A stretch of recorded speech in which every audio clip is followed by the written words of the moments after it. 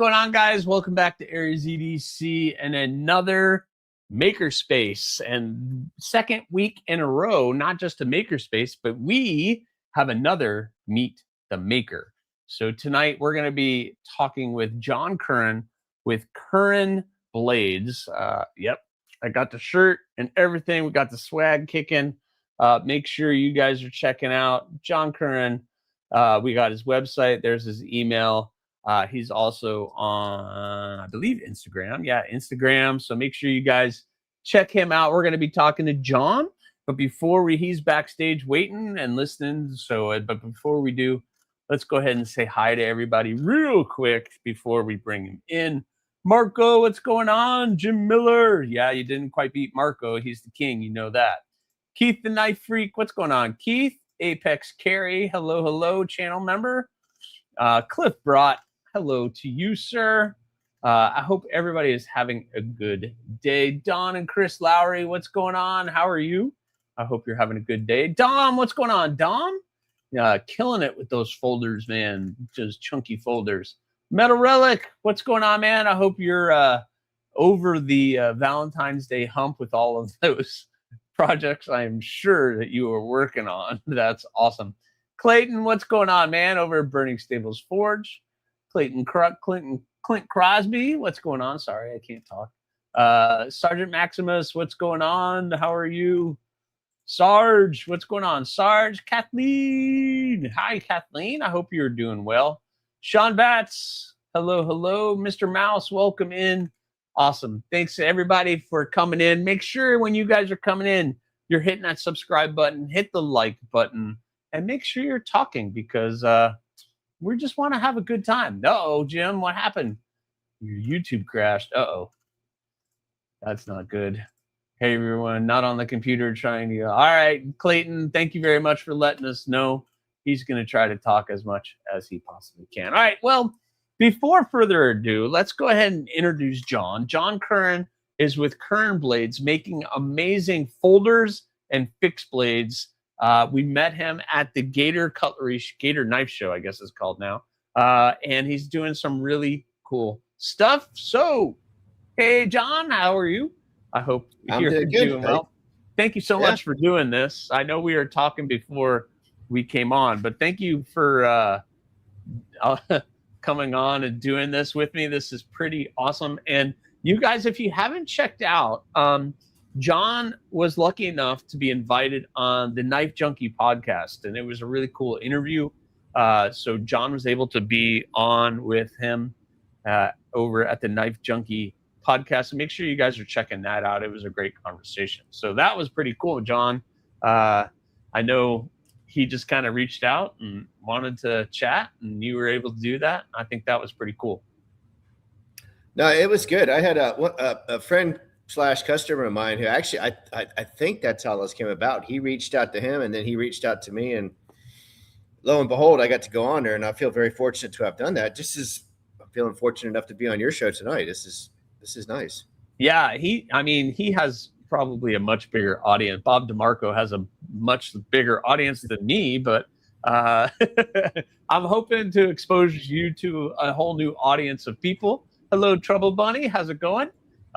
And just get to know you a little bit and the knives that you are working on. So we met just at the Gator Cutlery Show, or Gator Knife Show. I guess it's called the Gator Knife Show now. The Gator Knife Show, I went last year and you had a booth there. And then this year, you had a table as well, making folders and fixed blades and everything else, doing some really cool work. And I always start the conversation off, what on earth would cause you to want to get started making knives? I mean, everybody has their own little story on how that works. What is yours? Mine was just, I like to hunt. And I don't know, I guess it was probably about 18 years ago. I just had an idea in my head for a skinning knife that I had wanted and couldn't find it anywhere. And I'm like, you know what? Let me just figure out how to do it. And 18 years later, I'm so far down the rabbit hole now, there's no way to get back out. And it wasn't until about probably 4 or 5 years ago that I felt like my work was good enough for somebody to buy. it just spiraled from there. I always wanted to make a folder. So that was my goal about 3 years ago. And that's even a deeper hole than the first rabbit hole. So, Yeah, and I'm still learning every day on absolutely. that one. I have not ventured down that rabbit hole, but there's a little small part of me that's like, I would like to be able to do that, but I haven't decided to jump on that yet. There's a person in the chat, Curran Blades. He makes folders. So he's a folder maker, and he probably makes fixed blades too. I mean, but he does. So 18 years ago. So have you been making blades 18 years ago, or was it just kind of like a hobby, something you were doing for fun? Well, it was a hobby at first. I was in the golf course industry for close to 25, 26 years. Wow. And that kind of burnt me out, let's just say about 5 years ago. And my wife and I made a rash decision to buy a pizza joint, thinking, everybody owns pizza restaurants. And, I'm like, well, I can have the pizza joint. We'll open for dinner. I can do my knives during the day, go in there. And yeah, right. Sure. That sounds good. I'm going to tell everybody right now, if you don't buy a restaurant. Just no. You think you live, your life around making knives, the restaurant's 10 times worse. So anyway, it kind of came to the decision at that point that she's working full time. So she would come at night. I'm trying to do this and do that at night. And eventually we had it for about 6 months, and we're like, all right, we're done. We put it on the market, and that was it. And ever since then, I've been trying to get this thing off the ground and just, going. Yeah, a restaurant is 24/7, 7 days a week. There is no stopping that, and there's no time off. No, you live it. No, you live it. My aunt and uncle used to own a bed and breakfast, and they loved it, but that's your life. You can't. That's like you live there and you're renting it, and they loved it, but at the same time, it burnt them out. So it's the same thing like with a restaurant. You have a restaurant. Oh no, you have to get there first thing in the morning, clean and do all the things. And yeah, no way. No, that's crazy. So during that time though, were you still just kind of playing, making some stuff here on the side and just kind of like, or was it just kind of like whenever you got a chance? No, I mean, I was really trying at that point to make this into a business. I hadn't started going to shows at that point at all. I'd go to Blade Show, but I would go as a spectator and walk around. And finally, at one point, I'm like, I've got to start doing something to get my name out there. So I started doing local gun shows within an hour radius of where I live. Yeah. And obviously the Gator Show. And that's kind of where it all started. And, I'm still learning as we go. My online presence is not where it needs to be, but, I'm working on it. It's just, I'm just old school. It's like, I don't think about videoing things. I don't think about taking pictures. If I make a knife and it's sold, it's gone, it's out the door. I'm like, crap, man, I didn't get a picture, Yeah. But we learn as we go. That's unfortunately the world that we live in now. That's kind of where that's why I was telling you before. That's why I have this channel it was like, and I've now gotten into the habit of every time that I finish a knife, before I even post it, do anything, I do a whole photo shoot of it, and I'll do video and I'll take all these pictures of it. And it's just become a habit because then I can at least take the pictures, post it on Instagram and say whatever I need to say, or YouTube short, or do that kind of, and it's so powerful. Like I told everybody, when I started this channel, the channel was just like, that was about the time I started making knives, and nobody knows who AriesEDC is. And I was like, well, I'll just post knives on YouTube and maybe somebody will see it and maybe they'll like it. And it just went from there. And now I have a really great following. All these really knuckleheads in the chat and everybody else seem to like what I do. And so that's why I want to get people on. But you got to, once you open that, like your Instagram or whatever, all of a sudden you're like, oh, content. I got to get content. And it's all about the content instead of the knife. But yeah, we were talking earlier, it's like huffing it to all the different shows and all the travel, and that's rough. But there's a market there too, but there's also this other tapped in market and everything else. And you're based out of Vero, Florida, so you're down here doing the circuit down here in Florida. Are you doing all of the firearm and knife shows, or just whatever you can? Well, for a while there, I was doing the Melbourne show, the West Palm show, obviously the Vero Beach show, and I've kind of tried to cut back because it just gets to a point where standing in front of a table all weekend, if you're not selling a bunch of stuff, you're like, well, I could be home making something, or spending time with the family. Because when you start doing that, I mean, you're almost 3 weekends a month when it in season with the shows, and it's tough. Yeah. Almost made me feel like I was back in the restaurant business, to where it's just 24/7, 7 days a week. So. And are you full time into the knife making now? That's what you're trying to do? I am. Yep. Fortunately, my wife has got a great job. So it's kind of allowed me to, go down this route and do what I can do. And, I've kind of said to myself, this is the year you've really got to push social media presence. You've got to do stuff that you weren't doing before. I think as a maker, people just like to, and I'm definitely guilty of it, sit in my shop and do my own thing and, and forget about the rest of the world. So, but at the end of the day, you realize, hey, got to do stuff like this.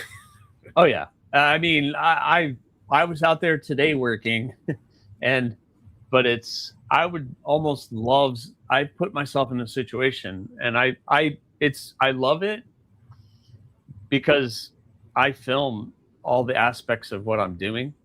So, but I would love to just go out there and just work without having to worry about, setting up the camera angle and switching the camera from one place to another when I go from my grinder to this other spot to work or whatever else.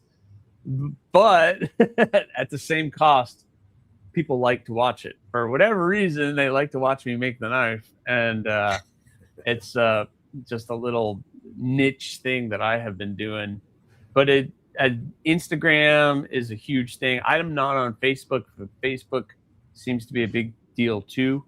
So just showing pictures and showing this is the projects I'm working on, and that kind of stuff can be a huge tool. So what did you start with?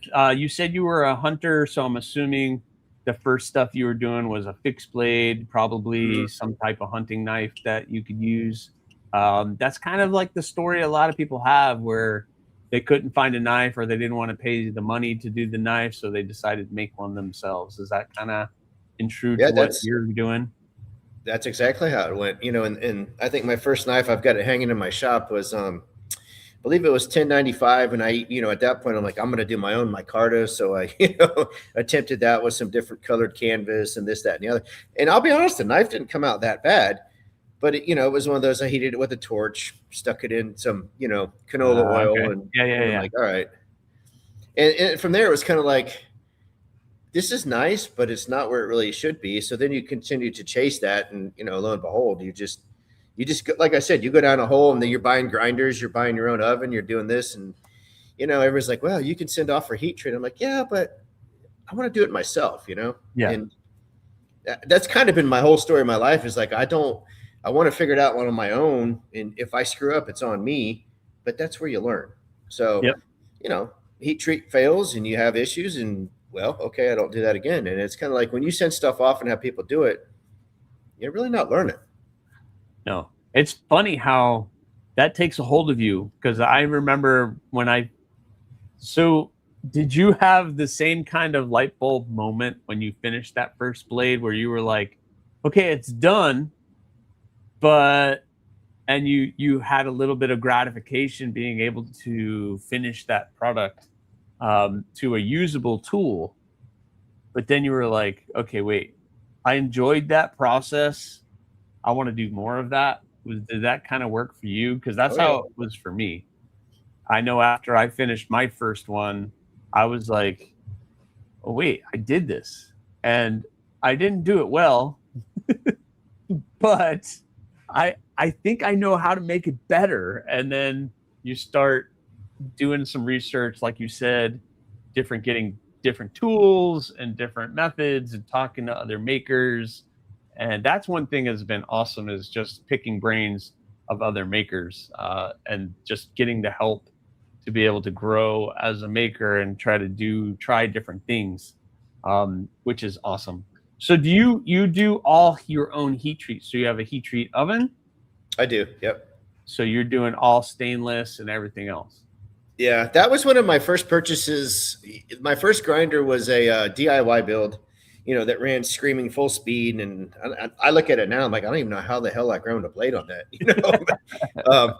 But after that, it was like, all right, so I bought a heat treat oven. I'm still using the same oven to this day, and that's 15, 16 years ago. And it was just one of those things. I wanted to be in control of what I did. If I sell somebody a knife, I want to know what went into it. If a lifetime warranty is what I offer, and if it breaks, I need to know that it was what was the problem. Yeah. If you send stuff off or have people to do work, you don't know. You just don't know. Yeah. And sometimes it's a good thing, sometimes it's a bad thing. But that's going to be my next really big thing, is getting a heat treat oven. I've been open and honest from the very beginning. I can do 1095 and 80 CRV2 and the carbon steels where you can oil quench and temper and do all of those things without the use of a oven. But I do send out my stainless, and I use Peter's heat treating. But they sent me this little pink sheet of paper, so at least I know what the hardness is on all the blades. I don't use anybody else but them because of that piece of paper, because they are telling me and the customer who gets a copy of that they heat treated it per my specs of 61 HRC, because I get to choose it. I'm paying for it. It's not cheap to have Peters do it, but at least I know it's done properly. And that's what they do. That's all that they do. Instead of, there's been other people that have reached out to been like, hey, I do heat treating. Why don't you send me a knife? And I'm like, yeah, I thank you, but this is what they do. No, they do. When I've done some batches of knives for different things, I've sent them off because it's, for me to do 4 or 5 at a time, it's fine. But you start getting to the point where, you're doing 20 of this or 30 of that. Now it becomes, you're spending a couple of days just heat treating because there's only so many I can do at a time. There's only, and it's like, that's the point where I'll send them off. And, like you said, Peters is, one of the more reputable people in the industry, bar none. So yeah, bar none. And I've never had any issues with any of the blades coming back. They're all done well, straight. If there was issues, they straightened it. I was just going to say, they straightened it. And that's one of the biggest things that heat treating such a pain in the butt, that straightening, I hate it. And that's why it's kind of stopped me from getting a heat treat oven, because it starts with the oven, and then you need all the other tools to do it. Do you do cryo tempering, or are you tempering in other means? No, I do cryo when it's called for in certain stainless. It's one of those things. If I need to do it, I do it. If depending on what the recipe is. I just started actually with some CPM3V the other day, and I don't know what possessed me to get into that, but it's going to be a fabulous steel when it's done. But that was a learning curve right there on the heat treat on that, and we'll see. I almost liken it to the non-stainless version of a Magna Cut. It's going to be a hell of a good steel. Yeah. What's up, Tim B? Hope you're feeling well.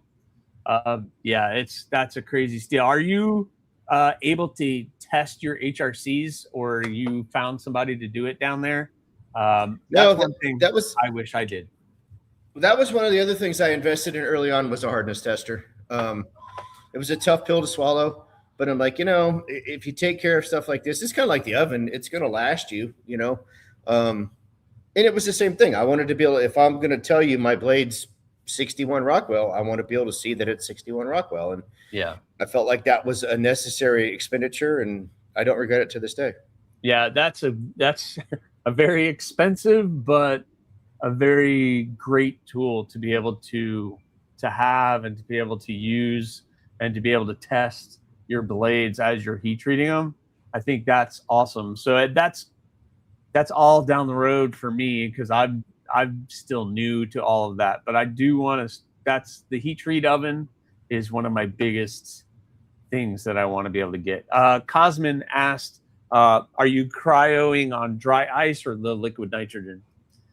Right now, I'm just doing dry ice when it's called for in stainless. I haven't gotten into the liquid nitrogen yet. I've been kind of bouncing back and forth about doing it, and haven't pulled the trigger on it yet. Yeah. Trouble Bunny was asked, do you do your own Cerakote? She must have been on the website checking out some of the blades that you have. I do. Excellent. Yeah, that was another thing that was self-taught for me, but it was kind of one of those, if I want to do some different camo patterns, I want to figure out how to do it on my own. And am I as good as some of the guys that you see? No, but I think for what I'm doing, my stuff's pretty good. Yeah, and that's something I don't know a lot about, is the process of Cerakoting a blade.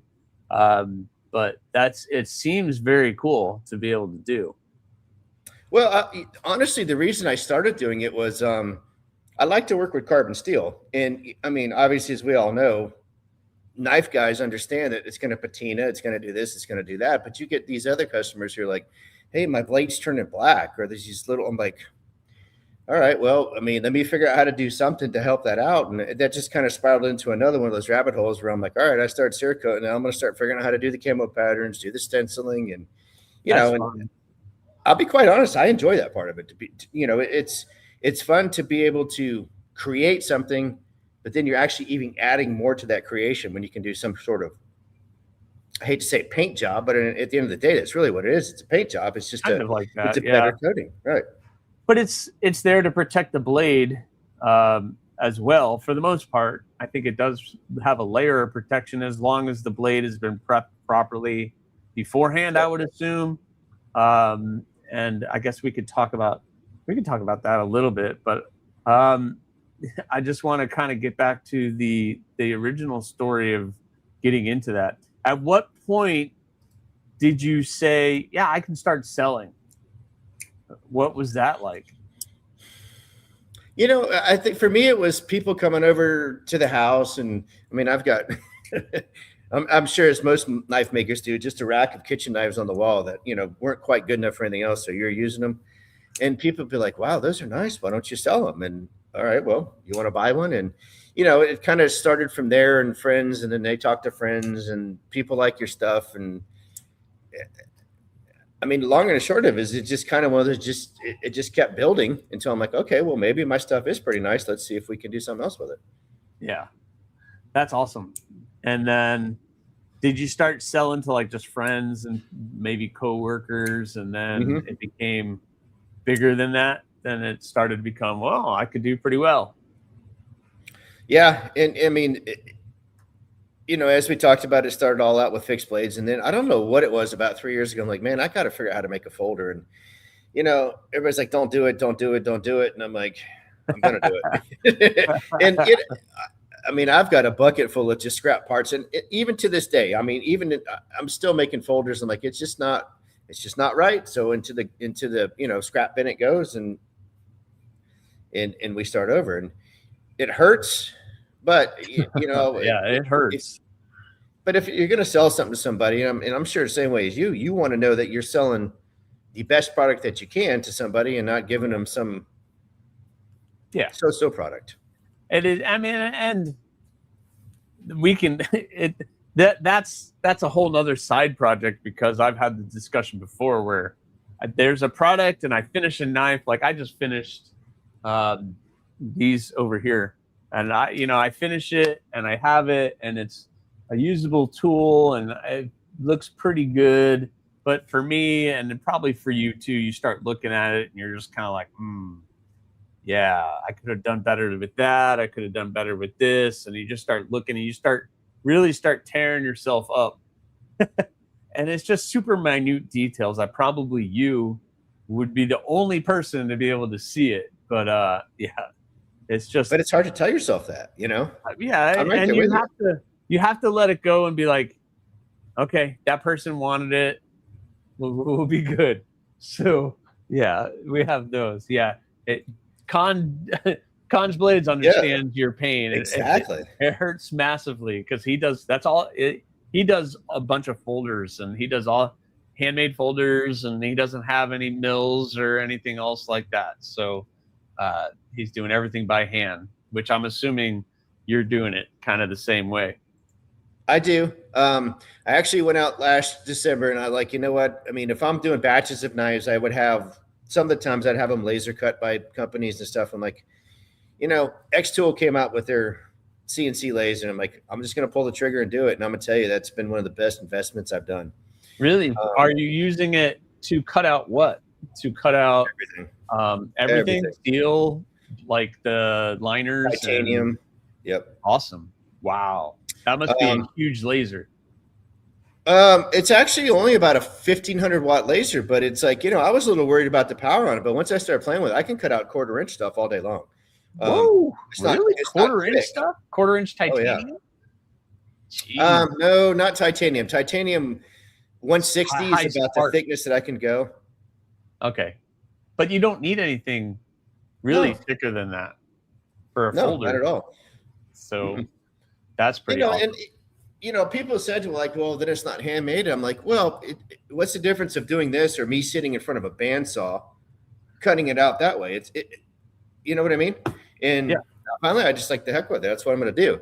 You know, I forged my own Damascus and do all that stuff, but everything else is, you do what you got to do. Well, yeah, I mean, it's the name of the game is saving time to create the blades that you're making. And if you can find ways to do shortcuts, then that's what you do. I will get blanks cut of some of my knives. Just get water jet blanks cut of the blades. But it's still me. It's still my design. It's still everything else. The only thing I didn't do is cut it out, shape it, and drill the holes. That's the only thing I didn't do. Everything else, the grinding of the bevels and the handle work and everything else, that's all still done by hand. It's just I just took out those steps.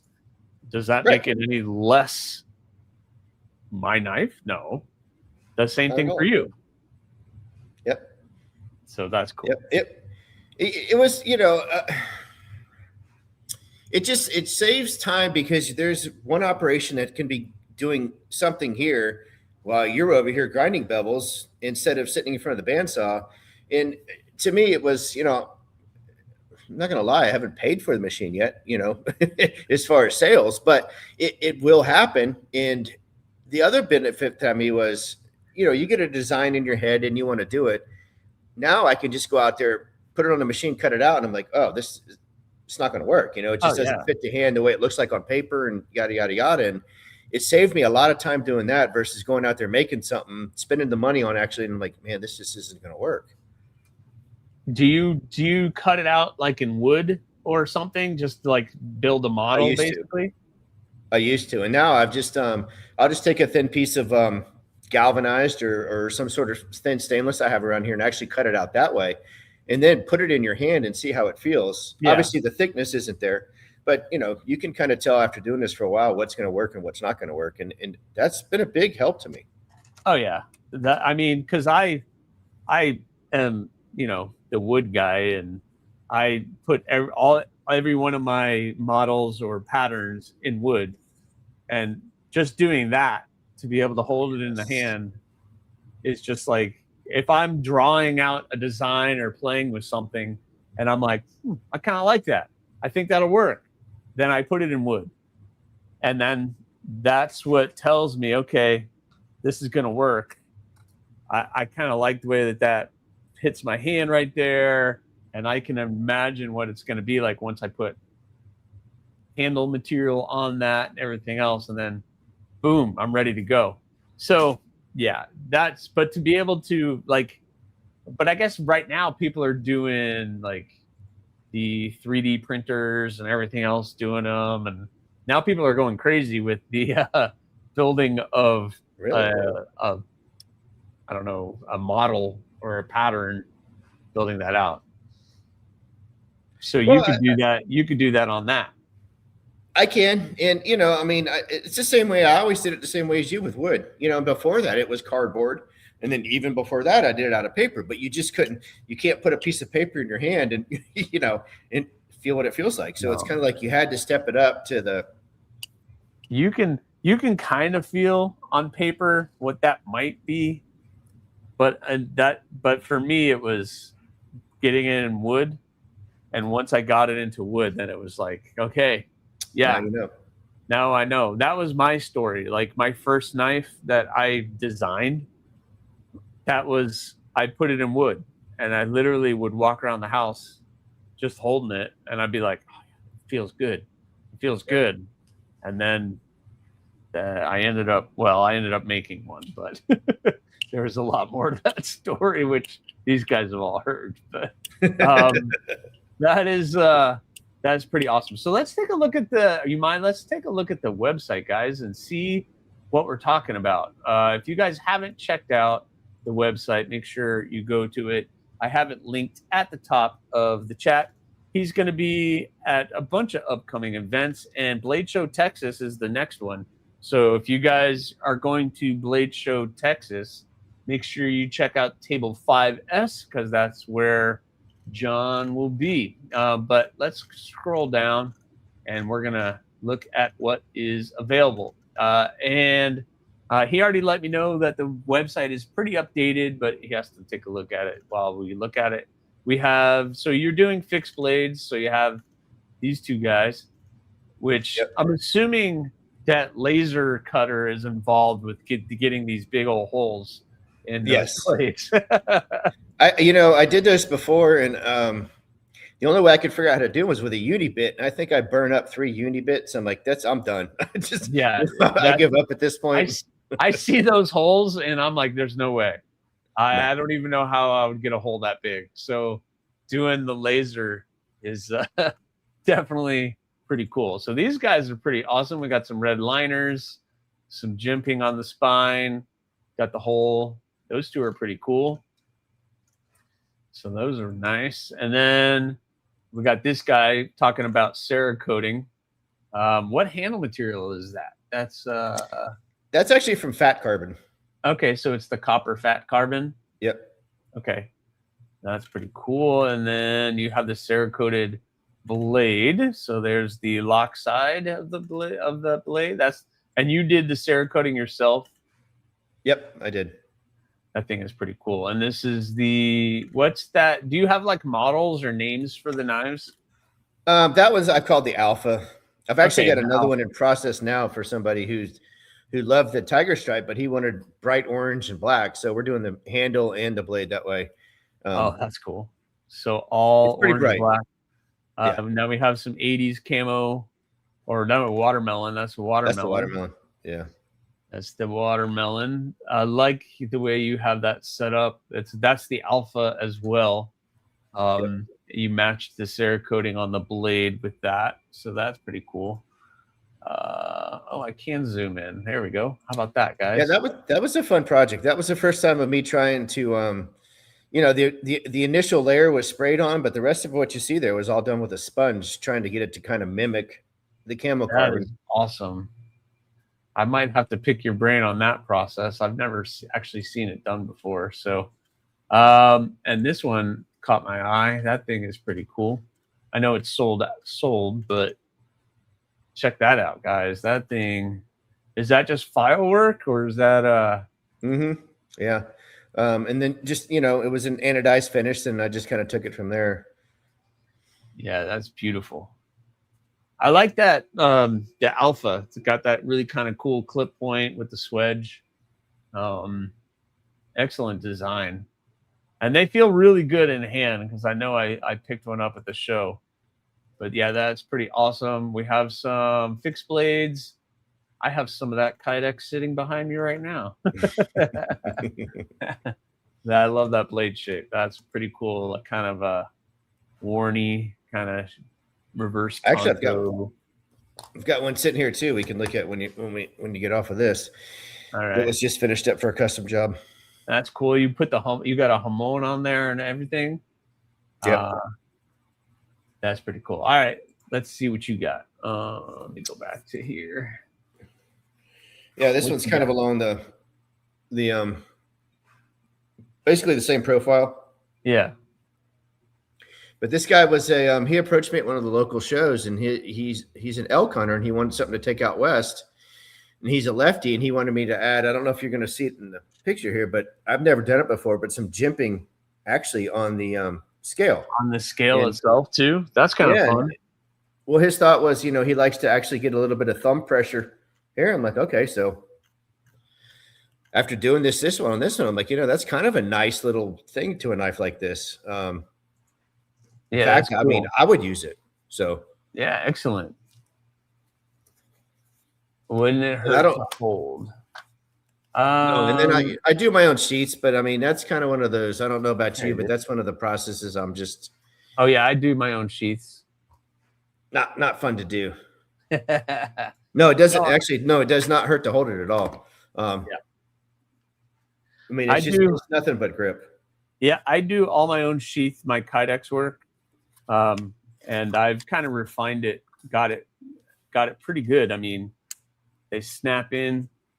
There's no rattle, so it's just kind of learning what everything is. So, yep.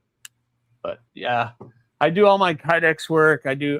I when I started, I wanted to do everything. Like I put the maker's mark on it. I try to do the only thing that I am not able to do is heat treat stainless, just because of the process that goes involved with it, because it is a pretty expensive process. So, yeah. So that's not really something I could do, but it is cool. It's a really cool feature, hunting and skinning. Very cool. Rory, welcome in, Rory. Trouble Bunny asked if you're doing your own leather work. No, I was actually just going to touch on that. When I first started out, I did, because the same thing you just said, I wanted it all to be mine. And then I realized it was taking me longer to make a leather sheath than it was to make the knife. I'm like, this doesn't make a lot of sense. So let's let the people who know what they're doing do that. And I did one leather sheath, and that was all I needed to do. Yeah. I did one leather sheath. The Kydex sheaths I can do in probably about 10, 15 minutes without the pressing time. But the leather, no, and I know she's asking because she does leather work. That's why. Oh, yeah. Well, my hat's off to you because. Yeah, she does really nice leather work. Oh yeah, that's beautiful. She actually made that for me with my logo inside of it. So yeah, she does really good work. So. Well, I mean, leather work is a total art in itself. I mean, absolutely. After trying it, I'm like, there's just no. I would be not doing anything with knives, learning how to do this, and it would be like it just doesn't work for me. I offer people Kydex, and I've got people that I do leather work with. If you want leather, I'll send a knife to them, let it do it for you. But if you get it from me, it's Kydex. There you go, 1931 Leatherworks. Terry's in the chat too. So I like the sheath for the twins. Never seen anything like that set before. Yeah, that was actually a guy that's next to me at the local show here in town, Vero Beach Gun Show. We just kind of, he liked the one model I have, the Stinger, the one that you showed with the hole in it. And he said he went home that night and made a leather sheath and came back and showed me the next day at the show. And I'm like, I've always wanted to see these done with double. And he's like, all right, give me two of the knives. And next thing you know, boom, there was a sheath. So yeah, this thing is pretty awesome. And the way that overlaps together, so you can keep both of those on the belt and just be like, yeah, you got both of them ready for you. That's pretty stinking cool. That is pretty awesome. Yeah, no, leather work is I found a guy here that's about 45 minutes to an hour away from me who does my leather work now. That is a complete skill. Like, and the guys who do knives and do leather work, my hat goes off to you because 100%. I do not have the patience for it. I just don't have the patience for it. Yeah, Blue. You need a sheath for that, for your crow and your raptor. That's what you need one for, Blue. He's got two of my knives that are larger, and he definitely needs something like that. That's what you need. But yeah, that's pretty cool. So okay, so I'm gonna ask. I know nothing about Cerakoting. What is the process of Cerakoting? Well, I mean, it's like any other paint job. It's all in the prep work. Got to be obviously 100% degreased. You've got the surface has to be blasted to give you a profile to actually accept the Cerakote. And no trouble, Bunny. She will never do that. Sorry. My wife is not touching leather. I tried to get my wife to do that. I said, babe, just, we'll buy you a machine. You can do it. No. But anyway, back to the Cerakote. Yeah. So it's watch me work at all. Yeah. She wants nothing to do with this. But it's all in the prep work. If you have the surface prep done, there's technique in spraying it, obviously. And, especially for doing gun work, the beauty of that is you don't get real thick with it. You can actually, but the same holds true with knives. And the thing that I had to learn was to Cerakote some of my fixed blades is to figure out how to get everything set up, be able to pull the scales off, Cerakote it, and then get the scales back on and not have to touch up anything. And it makes life a little bit harder. But once again, my opinion with some of these guys in carbon steels is like, I don't want to hear the complaining. So yeah, I'll put, it's a black finish or whatever people want on it. But so it's like paint. So you're spraying it on. Mm-hmm. You're spraying it on. Yep. That's kind of fun. It's a 2-part mix, so it's, that's the other thing with it. It's like you kind of learn as you go, but if you mix up too much, just dump it out because there's no putting it back in the bottle. So, yeah. So in your experience or while you were coming up and learning and doing anything, did you have like a mentor or somebody you could go to that could help you? Not really. I talked about it a little bit on the Knife Junkie podcast, but I know TJ from Heretic Knives. When I started getting into folders, his shop is right up the road, and I'd go up to him and bounce things off of him, and he'd tell me what I'm doing wrong and what to do better, and that for that part. Everything else, I mean, I took a few classes with some people on forging knives, which I don't really do that much anymore. I forge my own Damascus, but that's about as far as it goes. Yeah. I took a class with Steve Schwarzer trying to figure out how to do the mosaics. Yeah. How much further do you need to go forging your own Damascus? Yeah. And that's one of those things. It's like this time of the year when we have decent weather down here, I'll be forging a bunch of Damascus. So I've got it for the summertime because, I've had orders come through in July for Damascus. I'm like, oh man, I don't really want to go out there, and I don't have an AC shop or anything. So it's like, 2,000 degree forge and we're at, 95 degrees and 100% humidity. It's miserable.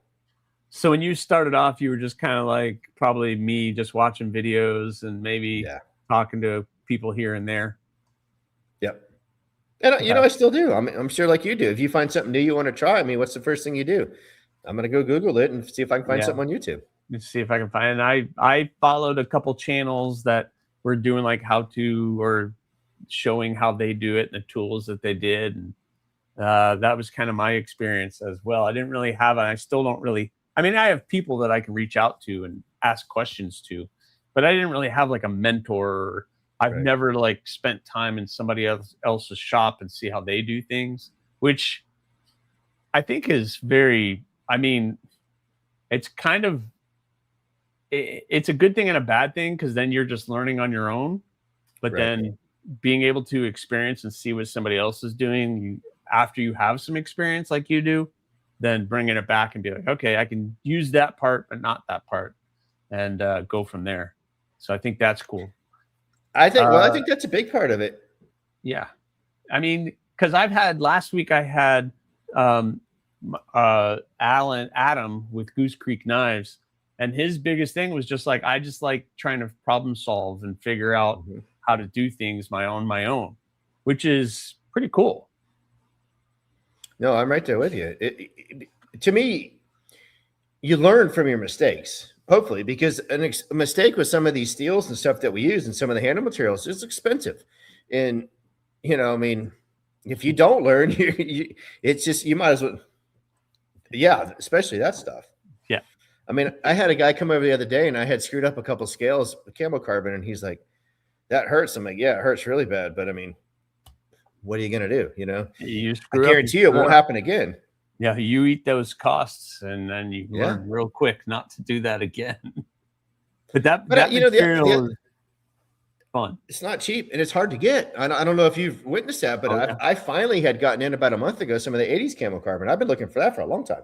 Well, it's so popular in not just with makers, but also in the production world, that it's just so hard to get a hold of. That like I have that.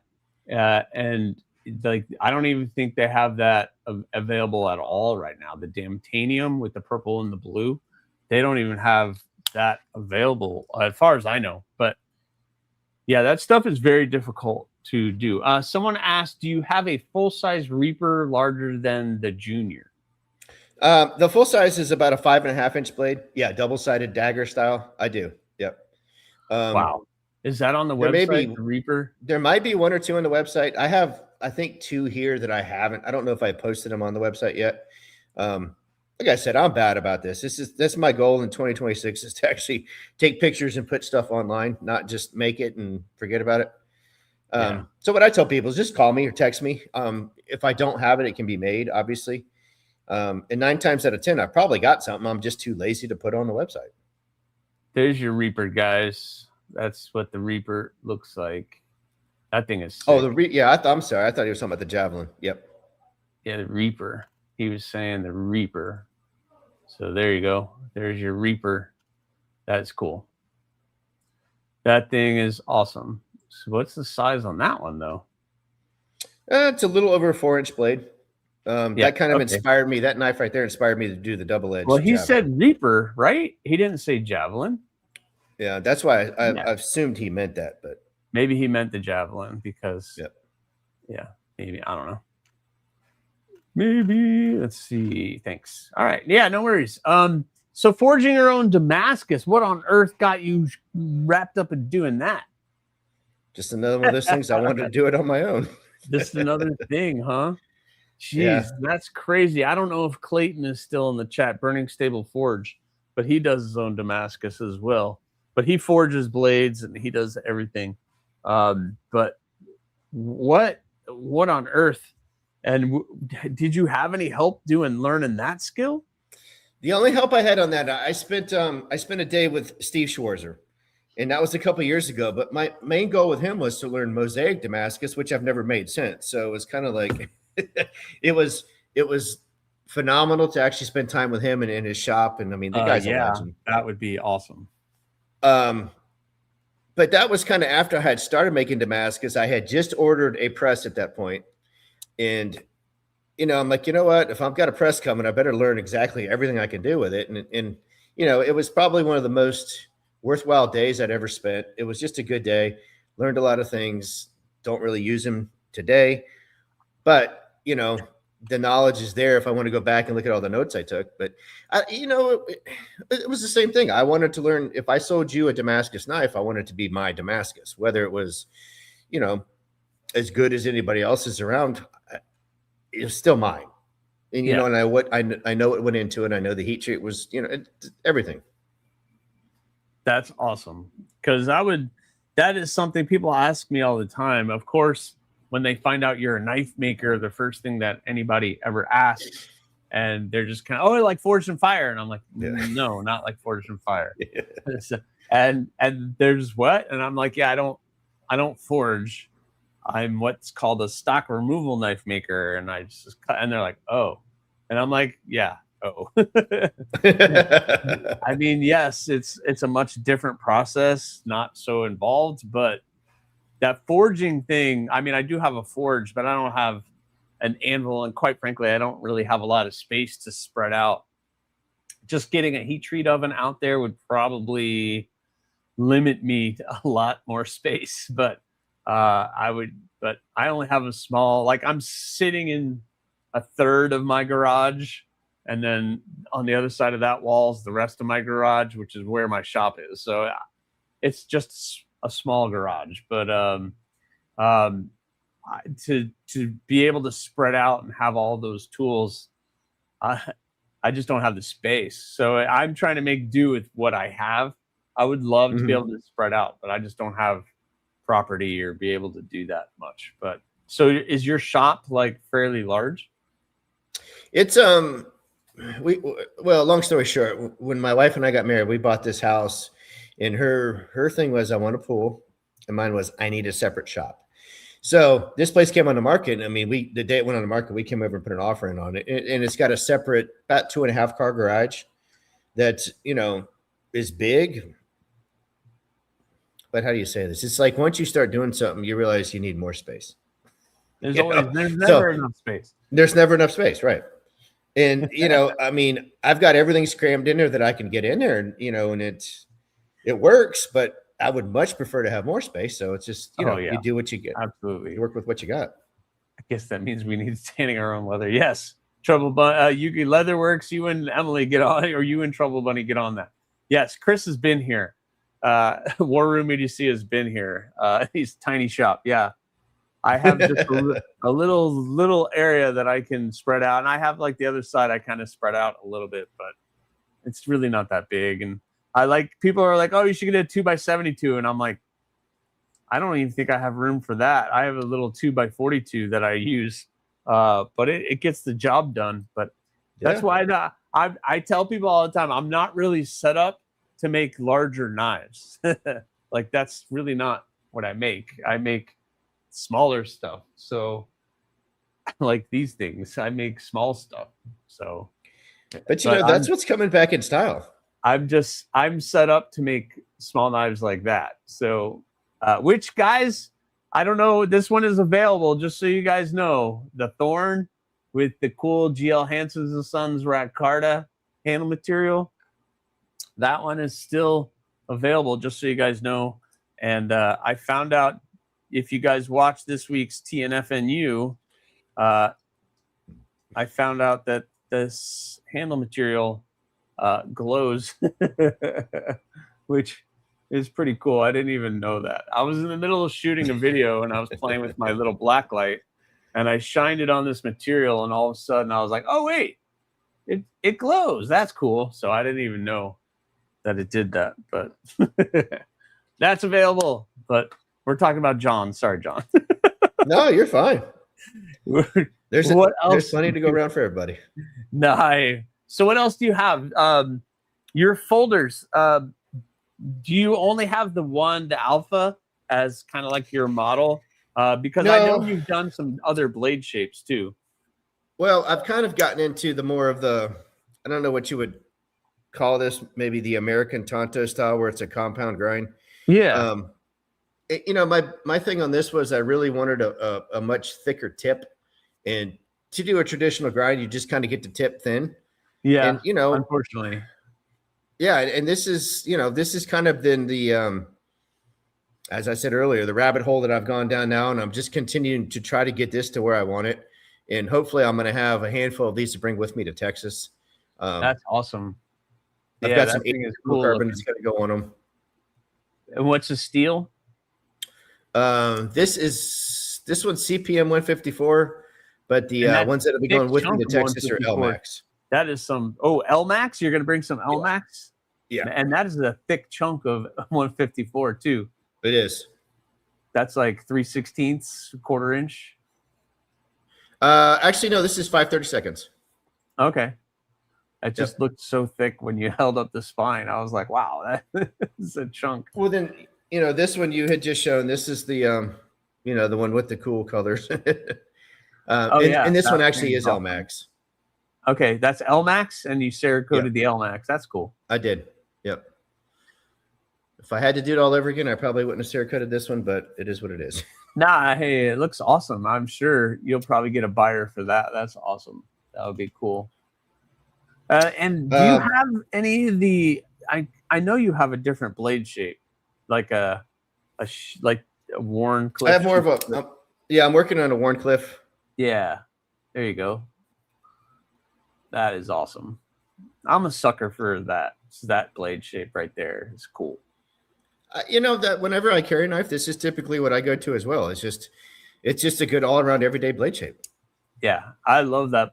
That's probably a blade shape that I would totally carry. Like I carried that today, so that blade shape is kind of fitting for me. This is the Vixino. The review is coming out on this thing very soon. Very interesting. They call that a reverse Tonto. I don't know if I would call that a reverse Tonto though, but that's just me.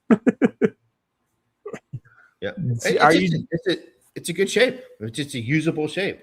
Yeah, no, absolutely. I like that Warncliffe style, kind of a blade shape, downturned tip kind of style. That's kind of what speaks to me with doing that. So that's really, really cool. Do you guys have any questions for John on anything that he's got coming up?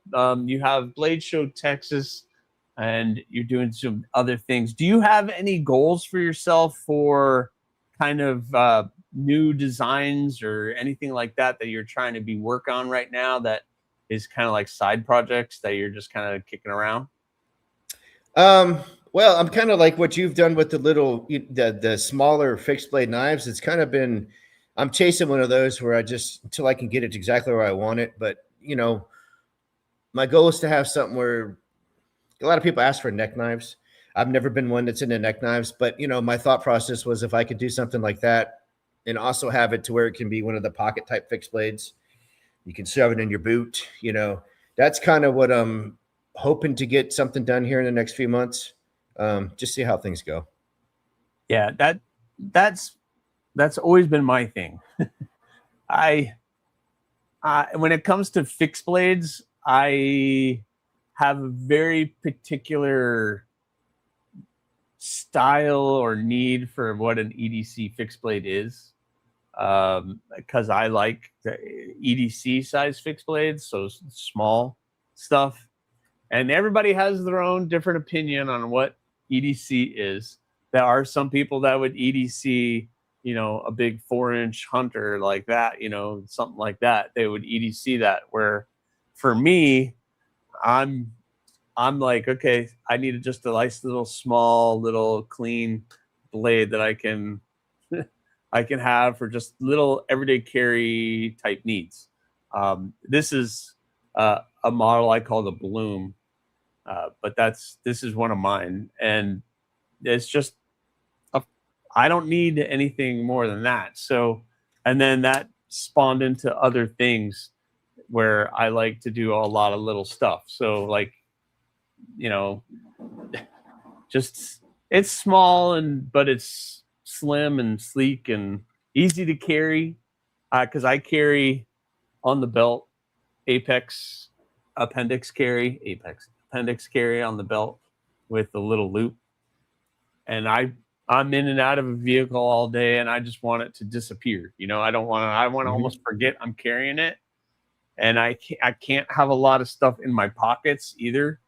So it's just, I don't know. That's just, so I make knives that I would want to carry, and people push me to go bigger, and sometimes it works, sometimes it doesn't. But like I said, I'm not really set up in my shop to make larger blades.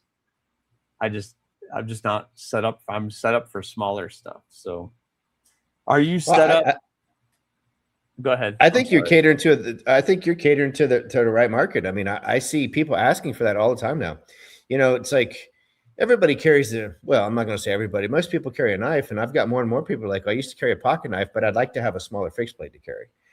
So that's kind of what's led me to, this is kind of what I want to do in the next few months, kind of what you found here. It's just, you know, the thing with the fixed blade small knife like that, it always works. You know, you're not going to pull out of your pocket and you got lint jammed in there and it's not going to open, or, you know, something else, or the lock for some unknown reason gives up and it closes on you. A fixed blade, it works. Yeah. My thing with the fixed blades is what I was doing at the time, I always carried a folder. I always had a folder. And at the time, what I was cutting these really fine powders and these other things. And I was finding I was having to clean out the pivot all the time because just gunk was getting up in the pivot and everything else. And at the time, my designated work knife was a real pain in the butt to try to get the pivot off and everything else. It really wasn't set up to do that. And so I found a small little fixed blade at one of the big box stores. I found the Minimalist, CRKT Minimalist, the Alan Foltz design. Everybody knows what that is. And I started carrying that, and then that changed everything. And then, then I started to play with designs and started drawing stuff. And then, ta-da, I'm here making stuff after getting screwed by a knife maker. But with my design, I sent him a design of what I wanted, and he was like, yeah, I could do that. And then basically ghosted me, and then gave me the runaround trying to make that knife and everything else. And it ended up being not what I wanted it to be when he finally finished it. And so then at the same time, I was learning about knife making myself, and I got introduced to stock removal. And then it was all downhill from there. And then I made my first one, my first knife. I always keep it here. And I always have my first knife with me. This is the micarta. It's micarta with blue liners, 440C stainless. It was like 3/16 thick. I don't know what I was thinking, but I wanted it stainless, and it's not great, but this started it. This started everything. Well, you know, it seems to me if you go back and you look at everybody's first knife, they're all big, they're blocky, they're thick, you know, and it's like you learn as you go that it's like, okay, slim works. You just got to figure out how to get it there. Yeah, you get scared doing it too. What's up, Kelly? I know I get water jet cut blanks, and usually I work in 1/8" thick stock.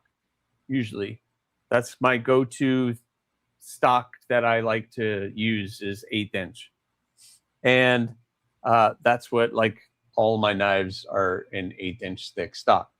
And he sent me, I put an order in, but he sent me a thinner stock, like whatever the step down, what is it, 5/32 or 3/32 or whatever, just under 1/8, whatever that measurement is, just under 1/8. And I was paranoid. I was like, I don't know if I could use that. I might be too thin. I'm gonna over grind it. I was paranoid about ruining that steel and ruining the knife doing it. And now I'm like, oh no, I'm good. Actually, yeah, I'm good with it. And like now I'm using my kitchen knives, and I'm like, you know what? Because I don't really have good kitchen knives, and I'm not making kitchen knives, making small stuff. But I'm keep telling my family, I'm like, I'm gonna make a kitchen knife one of these days. I'm gonna buy like the thinnest stock and just do everything here. And I'm like, but you guys aren't allowed to touch it because they do not take care of knives. Just cutting just on the counter, and I'm just like, oh yeah, or put it in the dishwasher. No wonder our knives don't work. Yeah, no, they don't. They don't put it in the dishwasher, but they'll use them and just leave them sitting on the counter or something. And I'm just like, oh, you guys are hurting my brain. So if I make a kitchen knife, it's going to be for me to use, and none of them, they're not allowed to touch it. They'd end up slicing themselves with it anyway. Because that was one of the first things I told my wife is like, for one, doesn't go in the dishwasher. Two, when you use it, you wash it and you dry it, you know, period. I don't care if it's stainless or carbon steel. It doesn't matter. It's still, I mean, unless it's like, even if it's something like a really high stainless, like a Vanax or LC200 or one of these crazy steels that just doesn't rust, it's gonna patina in some way. You got to do something. What's up, Kathy? How are you? I love mine. I take good care of it. Well, yes, but you you're you know knives. They don't know knives.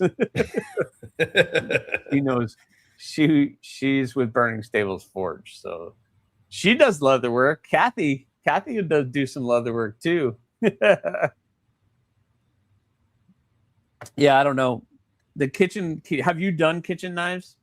I do. Well, I mean, honestly, I did the first skinning knife, and then it was like, all right, but this is only what I use during hunt season. If I want to use something, everybody cook. So I started making kitchen knives and kind of got away from that. But as we roll into, usually what I'll do when we start rolling into like Christmas time is I'll make a few more, because that's just a good item that people gifts for the holidays. Yeah, and absolutely.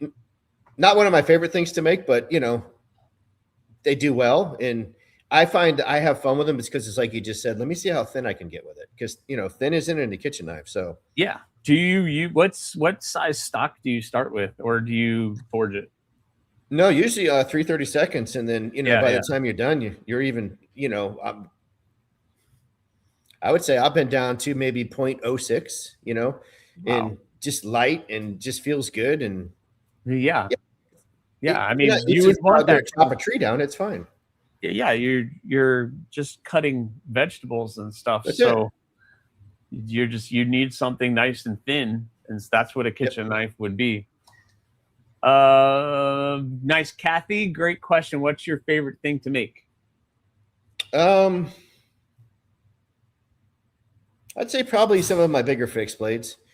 There's just something about holding a bigger piece of steel. I mean, I don't know why. It's just there's something about it. I will agree. I fight it. I fight it with these guys all the time with making big knives. This is my latest bigger venture. But I will say, I'm gonna say it, guys. I'm gonna say it. Once you get it in hand, it makes sense, because it just totally makes sense. But I don't see a use for that because I'm a little okay. No, there is a use for this. I take that back. I'm not the hunter, outdoorsman, camping. I just don't do those things on a regular basis or ever anymore. It's not that I've never done it, but I have, but it's just not part of my life right now. So I don't like that. It's cool. Feels great in hand. I can't wait to get this to the person that it belongs to, but I would never use it. So that's why I do my small stuff. But well, I mean, I'm sure you've heard the story too, but I've had many people tell me it's not what you like, John. It's what sells and what other people like. And I'm like, that's a hard one to wrap your head around. I'll be honest with you. Because when you're making it, it's like, oh yeah, absolutely. Jim, that got me. Am I drunk or dreaming? Yeah. Waylon song, Jim, drinking and dreaming. Yeah, I mean, 100%.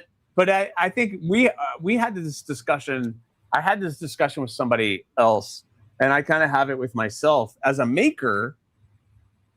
In your core, you probably want to make what you want to make too, or make something that you're interested in.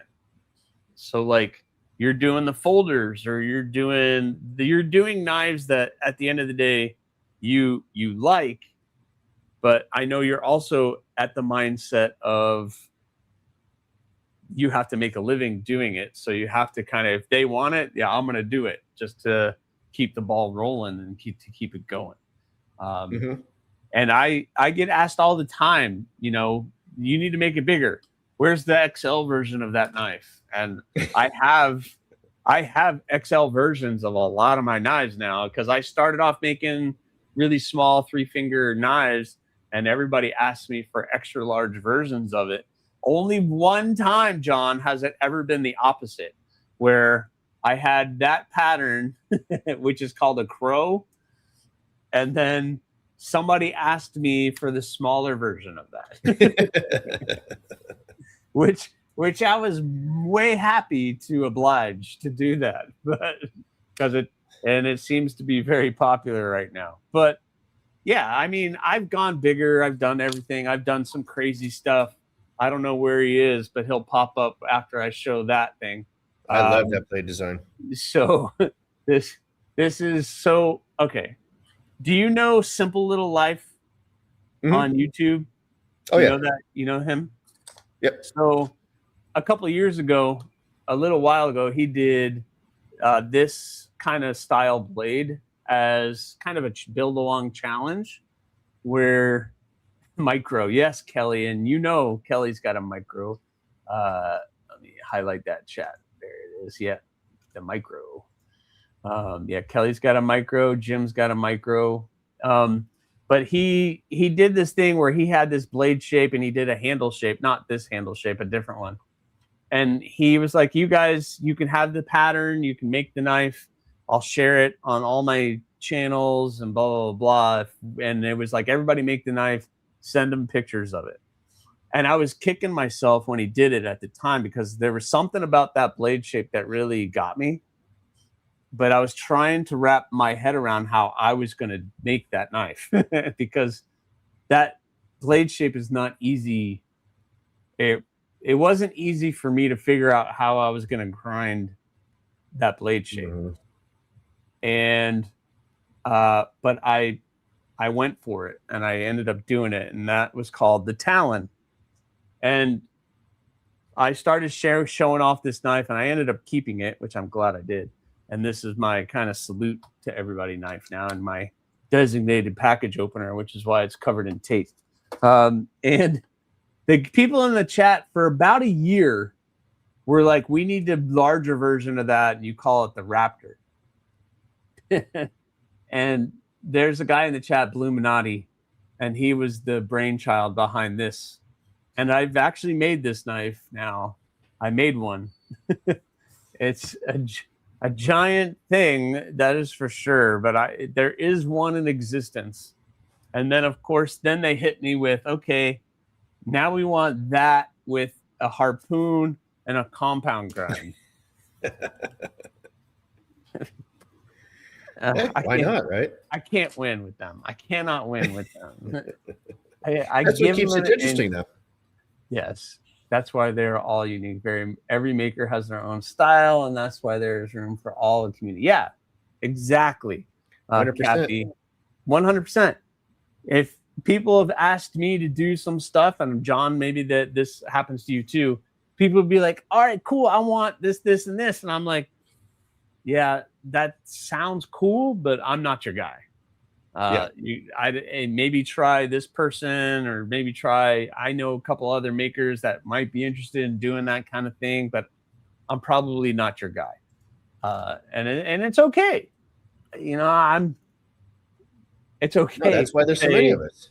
I'm sure that's happened to you. So, well, the latest for me has been people want me to make slip joints. I'm like, yeah, that's just another hole I don't need to go down, because I'll spend 4 months trying to figure out how to do it right and not be doing anything else. So it's like, let the guys who do that good, let them do it. Yeah, so true, Kelly. So many wonderful makers, so little money, especially now. There he is, Raptor, Raptor. This is what they did for about a year. They just chanted. They just get in and chant until I finally made that thing. We just want to help you expand your skill set. Yeah, gee, thanks, Blue. Thanks. Thanks. I did it. Leave me alone. You have it now. And drive you nuts. Yeah, it pretty much drove me crazy doing that. Let's do this. Agreed. Yes. Slip joint, though. Let's talk folders, because I know very little about folders. Where did that start from? Like, how did you start with the folder? Did you learn from somebody? That had to start someplace? No, that was one of those. YouTube. And it was trial and error, and I didn't have anybody local other than TJ from Heretic, and that's the only person I had to bounce things off of. So I'd go in there with something that wasn't, my lock was it would rock or it would slip off. And I'm like, what am I doing? You know, and it was kind of one of those, I mean, literally I was slamming my head against the wall trying to figure out what I was doing wrong on these things. And finally one day it clicked. And then, you know, and then from there, I'm just one of those, okay, it works, but how can we make it better instead of just letting it be what it is? And, you know, even to this day, I'm still like, okay, these are good, but how can they be better? And I don't know if that's good or that's bad. It's just who I am. And, you know, back to your original question, the main reason I started it is because I carried a pocket knife every day. So I'm like, if I'm going to carry a pocket knife, why don't I carry my own? And Yeah. people warned me, don't go down that hole. And I did. And lo and behold, here we are. Yeah. I mean, that's awesome though. I would just the fact, like I have a lot of pride when I go out and I can carry one of my knives. And people will be like, oh, I need a knife. And I can be like, okay, yeah, hold on. Bing. And just be like, cha, here's one of my knives that you can use. You know, here you go. Here's a knife. You can use that. And they're just kind of like, wait, what? And then I'm like, yeah, it's my knife. And they're like, yeah, we know. I'm like, no. And there's a lot of pride. And that starts conversation. Wait, you make knives? And it's like, yeah. And then that becomes a wait. And then they try to, you can watch the smoke coming from their head trying to figure out, wait, what you make that? And it's like, yeah, but to say I make my own folders, that's really cool. Yeah. It's fun. And I don't know. I mean, there's a lot of great custom folder makers out there. So it's kind of like, well, just like regular knife makers. I mean, there's a lot of people who do things really, really, really good. And of course, me coming from the golf industry, it was kind of, I don't know how to say it, but other than the fact that people were very, you know, secretive about what works and what doesn't work, because it was all, you know, you're trying to attract people to play, blah, blah, blah. This industry I found where people are willing to help each other out. Yeah, it's the exact opposite. Yeah, it's the exact opposite. Yeah, there's certain things that, you know, you're not being told everything because, and you shouldn't be. I mean, if you figured something out that's different than everybody else, it should be yours. But 90% of what you ask people, they're going to tell you, they're going to show you, they're going to help you out. They're going to point you to a YouTube video. They're going to invite you to their shop, you know, and I love that about this business. 100%.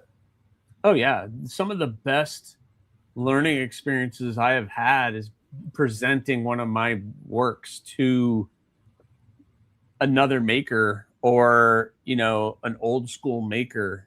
Some of the Gator show people, I'm friends with that crew, and just presenting them a knife, like Dan, do you know Dan with so, you know, he's been around forever, been doing it forever. So he, at the very beginning, him and Corey and Jim, and I would bring one in knife that I'm working on and be like, here you go. And they're like, are you open for critique? And, you know, you want help? And I'm like, yeah, absolutely. And they would be like, okay.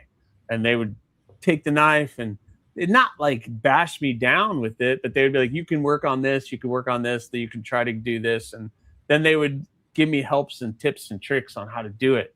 And every time I did that, it made me grow. It made me become better. So for sure, that is the best thing ever. And this community, I could reach out to a bunch. In the very beginning, I was reaching out to everybody, and I never had anybody come back and be like, no, I don't want to help you, or just never help. Everybody wanted to help. Yep. Yeah. It's awesome. It's a very, very cool thing that, and I don't know where it stems from, but I think it stems from people know the struggle. Yeah. And they don't want somebody else to struggle like they possibly had struggled, or make the mistakes, or ruin materials, or steal, or whatever it happens to be. As long as they're putting in their time and they're showing some promise and they're willing to learn, I think that's the biggest thing. If you're willing to learn and you can put your ego aside and say, you know what, I don't know everything, I want to learn everything, then they're willing to help. Well, it goes back to what you're talking about earlier. You like problem solving. So you run into something that you can't figure out how to do. To me, I'm not going to say every day is exciting. There's days where it's monotonous. You're doing the same thing. You're grinding, you're doing this. But it's like when you have that one issue, like, man, what do I got to do to fix this? That's what I like. Love it. Absolutely. Well, I mean, the whole process, all it is one giant problem solving thing. Mhm. I want to make a knife. That's your problem. Okay, where do we start? Right. I need to get some steel. Okay, where do I get steel? Well, there's all those different rabbit holes you can go down getting steel. Then there's okay, well, now I need to cut it or shape it so I can forge it to shape, or I can cut it to shape. How do I do that? Do I want to sit there with a hacksaw, or do I want to step up and get a bandsaw, or do something else? And then it just goes, you added all those things, and then all of a sudden you're just like, okay. And then once you finish your first one, you're like, okay, I did that. How can I do that to make it faster and less painful? That's it. And that's what I chase all the time. It's like, how, you're doing good with what you got, but how can I speed this up a little bit? So instead of making, I don't know, 2 today, I can make 3, or something along those lines. It's like that, to me, is that little challenge that you got to continuously do in your head to just better yourself. Yeah, absolutely. Yes, Jim, the community you can't adequately describe to outsiders the community. And not just the knife making community, but the actual knife community in general. For the most part. there's in every community you're going to have a little twisted ones, but for the most part, I personally, and I can only speak for myself, when it comes to the making community and the knife community, it's both of them hand in hand have been helpful. They have been amazing, and it's just what we do for each other is awesome. You just have to show that you care and you're interested in what's going on, and they'll do that. That is for sure. I saw something and I wanted to do that. Yes. Yes, Blue. I'm not giving up on that Indoraptor thing, but that was supposed to be a collaboration with me and Corey in the beginning. So maybe that'll happen. Corey's got a lot going on right now. Corey's got a lot going on right now. He's trying to do that. So would you ever think of, you're doing it full time, you're doing your folders, you're doing it. Have you ever thought about trying to up production to becoming like kind of a small company where you're just like pumping stuff out? Yeah, that's kind of my goal. If I had to put it all into a nutshell, I'd like to be able to have a production line, so to speak, and that's actually paying the bills. And then allow me to just kind of do what I want, kind of like what we're talking about, make what I want to make and have a demand for what you make, and know when you're making it, somebody's going to buy it immediately. That's kind of the dream for me. Still trying to figure out how to get there, but Yeah. And I think that it goes back to some of the things that are happening, like with CNC machines and getting your handle scales done in the CNC, and you can do blades in CNC, and then really all you're doing is snapping it together, putting an edge on it, doing a finish, whatever that finish happens to be, doing a sheath, and then you're done out the door, ready to do the next batch. And there's companies doing that right now where they're just CC milling it out, all the entire blade. Bevels, everything, and then really all they're doing is screwing handles on, putting an edge on it, doing a sheath, and then there's running it out the door. And I think that's kind of where a lot of people are going. I know Corey's been working on some stuff, trying to get that up and running and doing all that kind of stuff. So he's working on that, which is awesome. I can't wait to see what he's doing with that kind of thing. But there's companies doing it, and they're very successful doing it. And people are buying their knives and lining up for their knives and doing that. But I think to be able to grind it and have that hand portion of it, I think is also a really great thing too. I agree. Yeah, I mean, obviously the best is, being able to do both of them. And, maybe one day I'll get there. That's kind of what I'm striving for. But I don't ever see myself being to the point where I'm not standing in front of a grinder doing something. I just, to me, I enjoy it. It's, you're watching something develop as you're doing it. And there's a lot to be said for that. Oh, absolutely.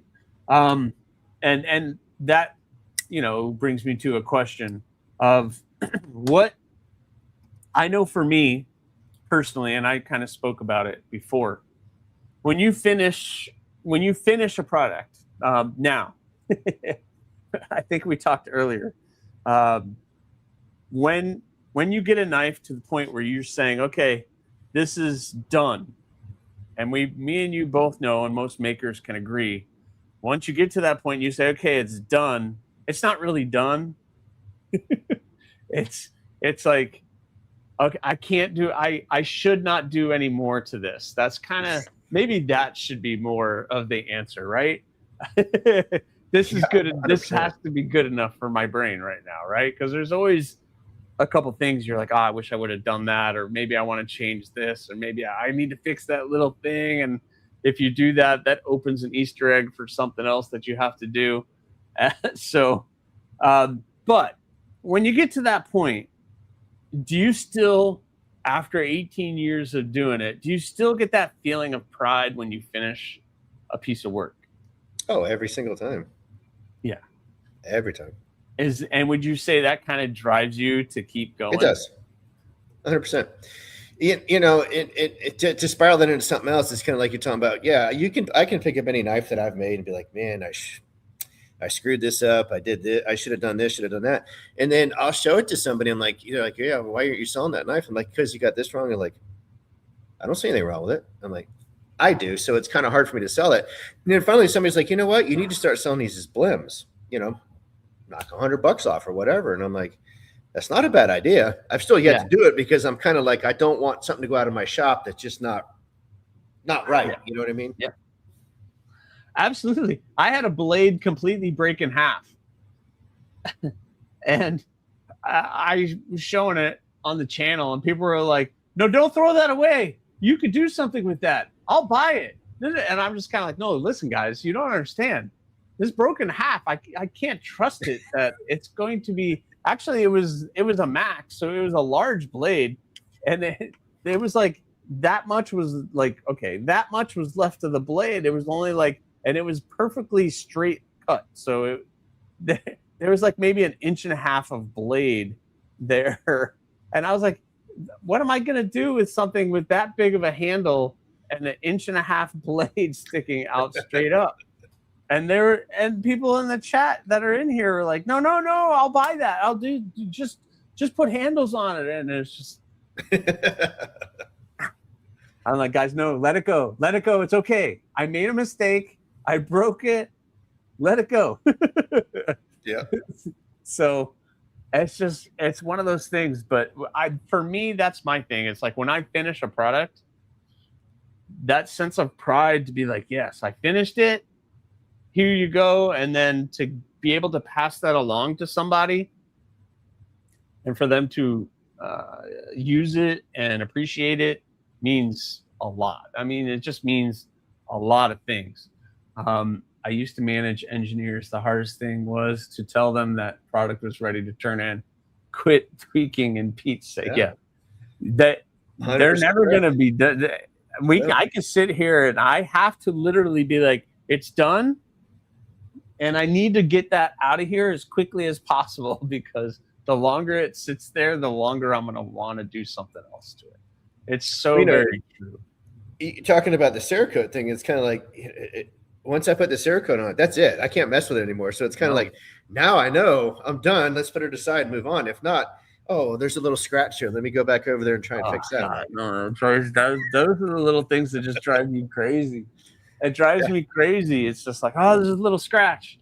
I can't sell it now. And it's just, no. Yeah, and 90% of the people wouldn't even notice that little scratch. That's what I've become to learn. But it's like, man, that's a hard one. No, it's so hard because as a maker, you see it, and other makers will probably be like, well, he has a little scratch there, and you don't want to be judged and everything else. But for the most people, they get it, and they're just kind of like, no, it's great. Yeah. I was talking to somebody, and it's like they asked me a question: how does it feel to make something that will outlive you? And it's when you start thinking about that, you're like, yeah, that's true. I don't know how to feel about that, but we're making tools because I see them as tools. I don't see them as anything other than a cutting tool to use on a daily basis. But when you make this tool, that will outlive me. That's right. What are your thoughts on that? Like, how does that, when you start to wrap your brain around that, what does that make you, what do you think about that? I don't, until you just brought that up, I guess I've never really thought about it. I've had, people, the first question is like, if you're at a show, how come I can walk down 3 tables down and find this knife that looks like yours, but it's $30? I'm like, well, you can buy that knife for $30, but you'll be back here next month at the show buying another one because that one fell apart. So it kind of gets that in your head where, I'm like, okay, so I'm going to sell you this knife and you're probably going to hand it down to your children. But I don't think I ever really put it into perspective. And like you just said, until you just said that. Yeah. And it's kind of cool. I mean, it really is. Yeah. Because I didn't think about it either until somebody said it. And they're like, you're making heirloom quality blades. Whether it doesn't matter what the handle material is or the blade or steel or whatever, if they're going to get cared for even in the slightest, they're still going to last forever and ever as far as, as a tool. And most people will do that. And it's just like when I heard that they're going to pass it down to their children and then their children's children. And then you're going to see that maker's mark on the blade and people are going to be like, okay, what does that mean? Like you have your name. I'm silly enough to just put a little mark on mine, but I kind of like it's funny. I've heard that from people now. It's like, I've had enough people like, you need to quit putting your name on the blade. It takes away from the beauty of the knife. Just put a little mark and put your name someplace else. So it's funny that you mentioned that because that's kind of going forward here. I'm figuring out how to do that. Yeah, I have my little maker's mark. Yeah, and I came up with it, and my daughter put it into here. I'll use, where is it? One you can see on camera. There it is. That's my maker's mark. Yep. But 50, 80 years from now, you might find it and just be like, okay, well, what is that? And then nobody will know what that is. So to have your name on it actually kind of does make sense because I go both ways, but it's funny that you mention it because in the last 2 months I've had, I don't know how many people tell me, you're ruining the blade by putting that big mark on there. Just put some little spot on there and then put something, especially on a folder, put it someplace else and put your name somewhere else. I'm like, yeah, there's what we call billboarding on the side of the blade where you have people, sometimes it gets a little bit too crazy where you have like all of this stuff on the side of the blade and you have all these like marks on it and it gets a little bit too out of hand. But I like what you're doing with yours. It's just you could probably do something, but it almost looks production to me the way that you do your maker's. How do you do your maker's mark? With that's the laser? Laser. Yeah, you have lasers to play with. You have all the fun toys. Well, I got so frustrated years ago trying to do the the electro etch and just messing up and then having to sand it down and do it. I'm like, man, there's got to be a better way to do this. And there was something I was doing and I'm like, you know what? I'll just buy a damn fiber laser And I figured out all kinds of other things to do with it. So I'm like, this was a expenditure that was worth it to me. And, and 9 times out of 10, if you're doing a custom knife for somebody who's not a true knife aficionado, they would like their initials or the name of who they're giving it to or something on there.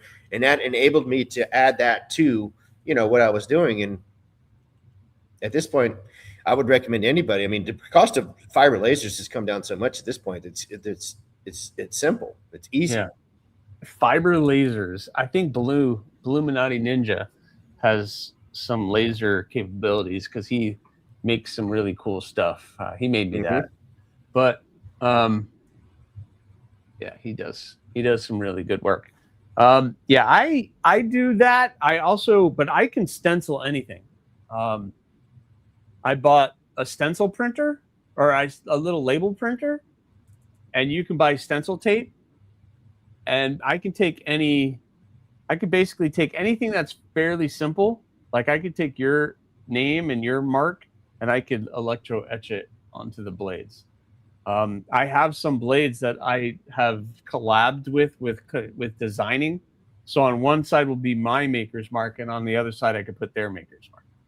And I can just print off the labels to do that. Now, it's not perfect. And it does need a little bit, but the laser's another thing that, it's just another check thing I need to do. Lasers, heat treating. I think heat treating should be the big thing, but you'll find with the laser though, there's just all kinds of like some of my handles and some of my folders. I can actually do the texturing on the handles with the fiber laser. So, it was like, I kind of had to tell myself, you spent the money on this, you better figure out something to do with it other than just to mark your name with it to get some use out of it. And that kind of lent to there. And I've got people ask me all the time, hey, can you do some tumblers for me? Can you do a license plate? Things that you don't really want to be doing all the time, but yeah. What's up, Rachel? Yeah. Yes, Robert, I did this. You asked for the skulls and I was able to do skulls on your blades. I did a little skull on his. So we have one that we are restoring over 50 years old, and it has the man's name on it. So cool. Oh, you have a blade that you're restoring? That's cool. That's awesome.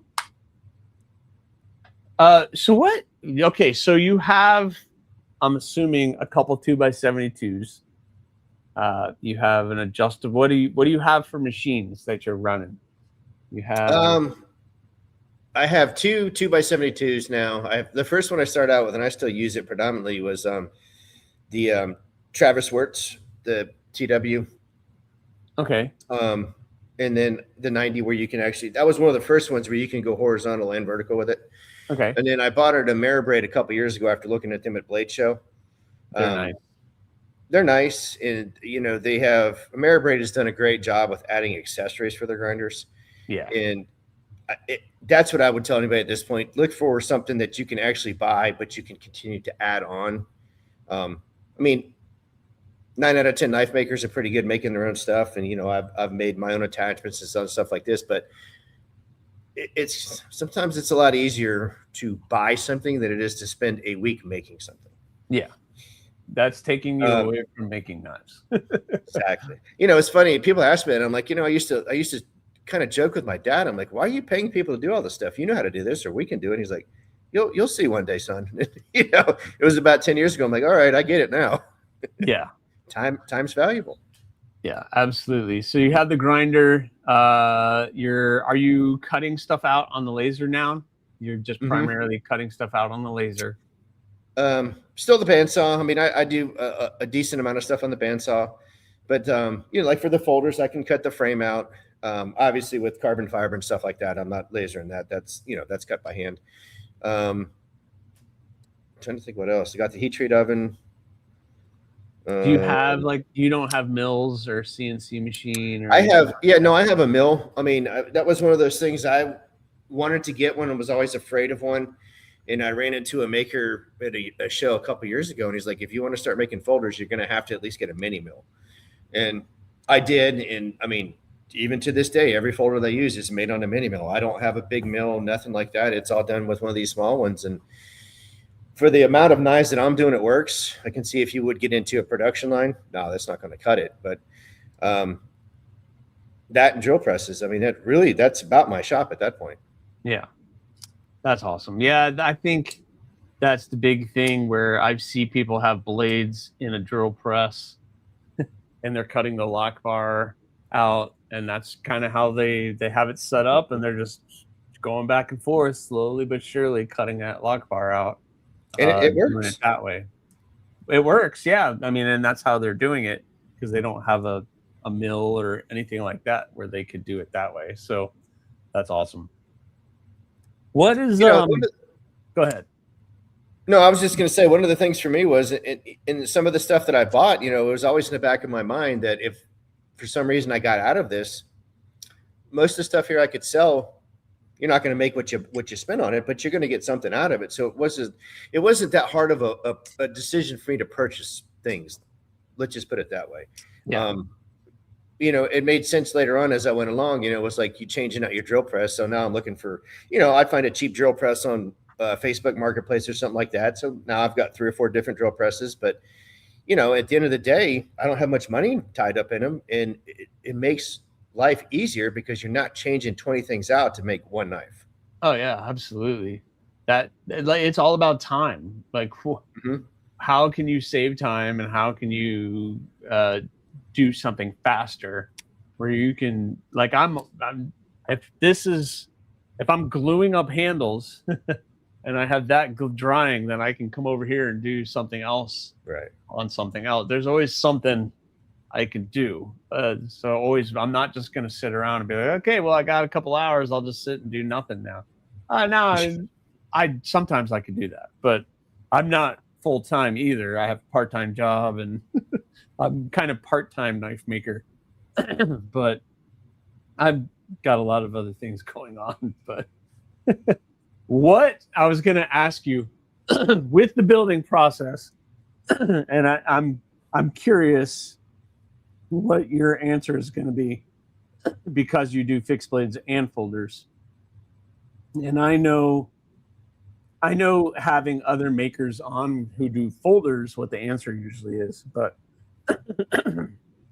excuse me, I'm going to ask, what is the one part of the build process that you dread? And you can answer fixed blade versus folder, or just whatever. Well, I'm going to probably go someplace that you're not thinking, but I don't like making sheaths. I mean, I'm just going to be upfront with you. It's boring to me. Yeah. I mean, really, that's the only way I can put it. It's not hard. It's just boring. It's number one, I agree. I mean, I would almost people say hand sanding a lot, which I don't necessarily mind hand sanding, because you're kind of watching everything kind of get cleaned up and take shape as you're doing it. It's like a challenge. But I will agree, sheaths are really a pain in the butt. I wish I could be like, okay, here's your knife. I'm done. You can have it. I don't need to make the sheath for it. But I will tell you, being a content creator, and I am dumb enough to be like, yeah, let me send a knife around the country to all these different content creators so that they can critique my work. And the one thing that they say is, the sheath has a little bit of rattle. And I'm like, okay, yeah. Well, come here, and you make a Kydex sheath out there, and we'll see how well you do. Yep. Because a Kydex sheath with zero rattle is it's not easy to do. I've gotten much better at doing it, but yeah. This knife, I hold this knife up because this knife has actually traveled around the country, gone to a bunch of different content creators on their channels and everything else. But and that's the highest criticized part of the knife. The knife could be absolutely perfect, no worries. But if that sheath is messed up, They will rip you through the coals. Yeah, and that's just one of those things. It's like, okay, I mean, what do you want me to do? You know, is the knife good? Okay, well, Yeah. I didn't sell you a sheath. I sold you the knife. Yeah. And it's is it coming out? Is it safe? Like it might rattle That's a the little answer to bit, me. but It ain't falling out. it ain't coming out. It might No. have a little rattle, but it's safe. It's not going to fall off your belt. It's not going to do any of these things. So at least there's that. But that's because those are the ones who have never made a sheath before. Yeah. You know, and I mean, I'll still have it all the time. And that's the nice thing with Kydex, right? I mean, you can mess it up and then you can heat it back up and it'll flat back out and you can use it again. It's not like cutting a piece of steel and be like, oh, crap, I'm not putting that back together. That's it. But, you know, so like you're talking about hand sanding, I don't mind it either because that's another one of those things you can put I like to listen to audiobooks or podcasts, put that on, and next thing you know, I mean, an hour later and you're done with however many knives and you didn't even know what you were doing. So Rory said, Aries, didn't we find out this week that you dread making your beautiful custom beads? I, for some reason, and don't ever start this, but I took extra handle material that I had left over and I started making matching beads for the knives because I do small knives and they need to have that little lanyard for the pinky. And then I did the beads that match. And now everybody wants me to make a bead on their knife.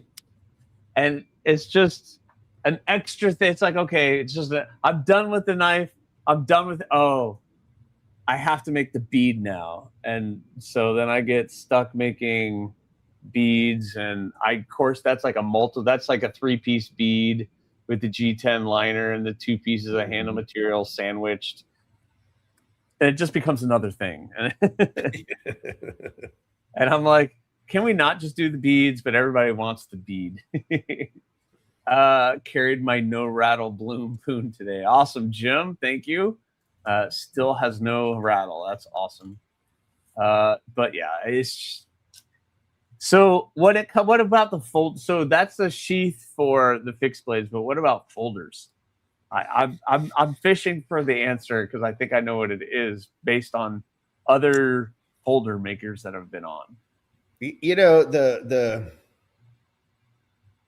I'll just say it. The most butt puckering part of it for me is cutting the lock on the blade. Well, I mean, yeah, if you screw that up, and I've got a whole bucket of them, you know, you just went too far. That's it. I mean, there's no fixing it. People are like, well, you can take a ball peen hammer and kind of hit that titanium. And I'm like, nah, I'm not doing that. I mean, if it's for me, that's one thing, but I can't sell something like that. Yeah. So I would probably say that's the part of it. I don't hate it, but I get most tense about it. Yeah. Do you make your own clips? I've just started doing that. Yes. That's kind of where I heard. I've had a couple other people on, and they're just like, that is the worst part of it, is making the pocket clips. Well, I used to buy them all, and I had somebody tell me at one point, like, look, if you want to take it to the next level, you got to start doing your own clips. You can't just buy the canned clips off of whatever site that you use. And ever since then, it's become hard for me. That's in the back of my head now. It's like, all right, well, got to make my own clip, and it's like you just kind of build that into the process and just figure it into the time. Yeah, I don't enjoy it, but I don't hate it. Yeah, I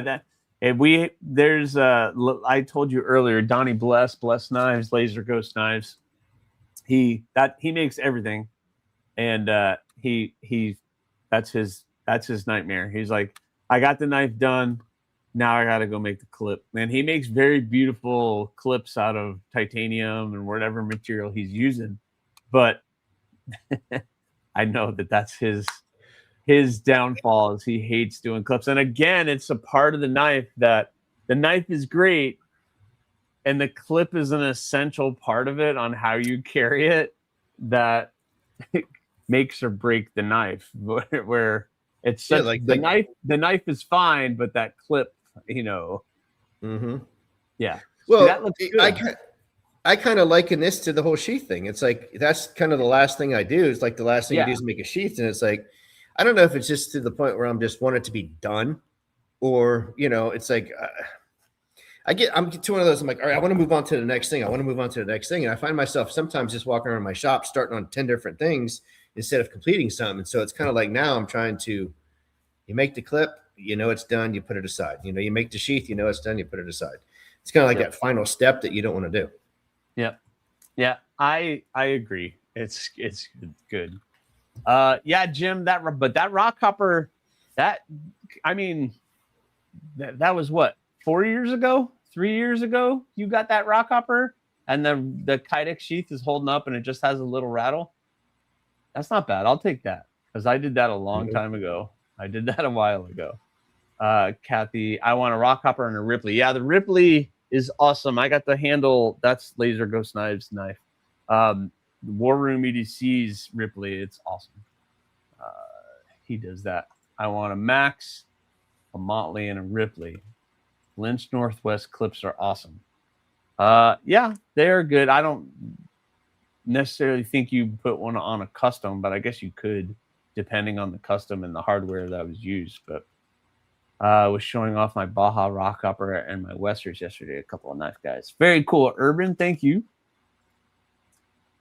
Maybe we will have to do a share, Jim. Yeah, you can share. They were very impressed with your craftsmanship. Oh, thanks, Urban.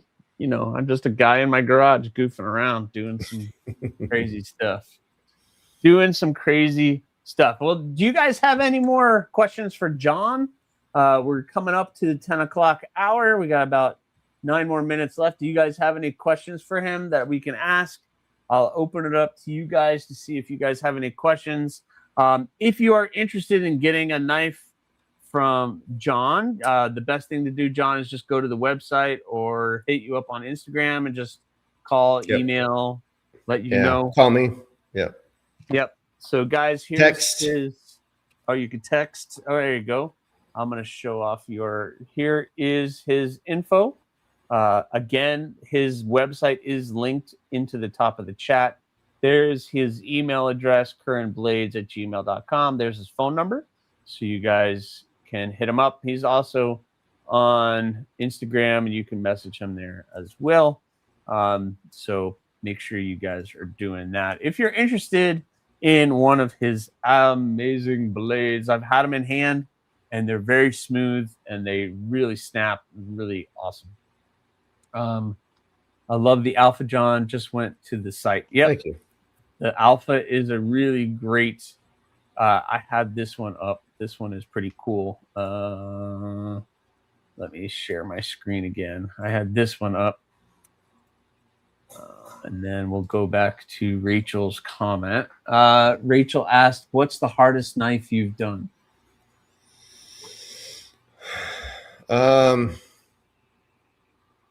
Probably, one of these folders, just for the simple fact, like I said, you can get to the end of this and everything's looking great, and then you go to grind the lock and you mess it up. And yep, that right there, that lock right there. Yep. Get that. I never realized that was such a hard thing to do until I started it. You just kind of took it. I took it for granted when I looked at other people's knives. I'm like, there's something to that. There's a lot of work. Oh yeah, absolutely. That's why I've never done a folder. Yeah. And I've had people ask or tell me that they would teach me. I'm friends with a couple of makers that make them. I met Alan Foltz at a barbecue. I didn't even know who he was until I'm sitting next to him. This is a kind of a real quick funny story. I was sitting next to him at a barbecue, and I think he's over in your area of the woods too. I think he is, yeah. And I'm sitting next to him, and I didn't know what he looked like. I was completely ignorant. Like, do you know what John? Do you know what he looks like? No. Alan Foltz. I've never seen a picture of him. I didn't know. I'm sitting next to him, and we start passing around knives, and he reaches in his pocket, and he's like, "Oh man, I've had this one for a while. I made that a while ago." And I open it, and it said Foltz on it, and I was like, what? And remember, my first fixed blade was the Minimalist. which is his design. So I was just kind of like, wait, I'm sitting next to Alan Foltz. And then he saw my knife. And he's like, you come on down to my shop. I'll teach you how to do a folder. And it sounds great, but trying to put it into action is a very difficult thing to do. Aries' hardest knife is the Mega Endo Raptor. You guys are ridiculous. I haven't even done an Endo Raptor, and you're talking Mega Endo Raptor. That'd be crazy. This is what I got to deal with, John. This is what I got to deal with. Oh, it's going to keep you busy. Yeah, they keep me busy. Do you try your knives before you sell and had to go back?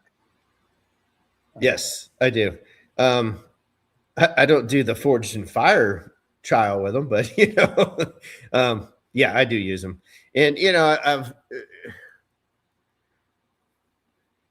it's hard because you got people, people will look at a knife and be like, I've made a few knives. I'm big into the finger holes. I don't know why, but I've made some kitchen style knives that way. And I've had people like, oh, that's going to break. That's going to do this. I'm like, man, this is not a, take it out in the woods and chop down a tree with knife. This is a kitchen knife. And is there potential there for it to break if you misuse it? Of course, just like every single knife, how many people tell you don't pry with a tip, and how many people pry with a tip and send your knife back? Hey, the tip broke off. I'm like, it didn't just break off. I know what you did with it. It's not a pry bar. No. And it's, to me, that's why there's not one single knife. We have however many different designs because there's one for everything. I've tried to make the perfect knife to do everything, and it doesn't. You can't do it. I've tried to do it too. I started a project. And I was like, I'm going to make these knives and I'm going to go test them. And I get done with the knives and I'm like, they're too nice for me to try to test them. And then I chicken out and just sell them. And I'm like, no, you guys test them. I don't want to test my knives. That would be nerve wracking. Like, who was I talking? I was talking to that guy, Goose Creek Knives, Adam Thomas with Goose Creek Knives. I had him on here. And he forges and he does everything. And he's in his he's trying to get his get into the Knife Makers Guild. And so he was telling me about the testing for that. And I'm just like, oh no, to take your knife and bend it 90 degrees and hope it doesn't break would just be just gut wrenching for me to do that. So crazy stuff.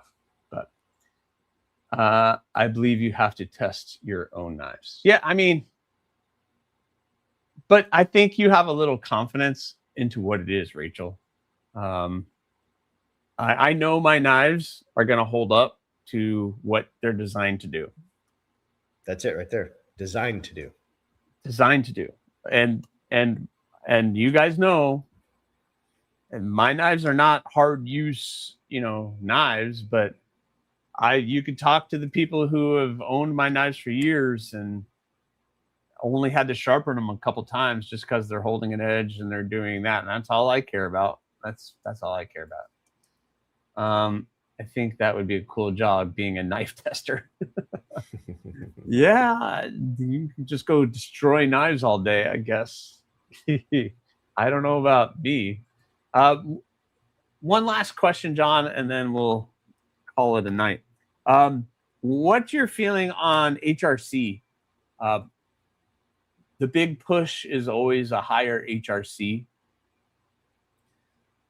which can be good and bad depending on the type of steel or whatever. What are your thoughts on that? Well, I think that's the number one thing is there's a type of steel, but it's also what's the knife to be used for? I mean, yeah. You could take a 61, 62, Rockwell blade in the kitchen for chopping vegetables and meat and everything, and it'd be just fine. Go out there and try to baton with it. It's just not going to work. So I think at the end of the day, you got to kind of look at what is the intended use of this knife. Just like you said, what was it designed for? And then tailor that around that. Yeah.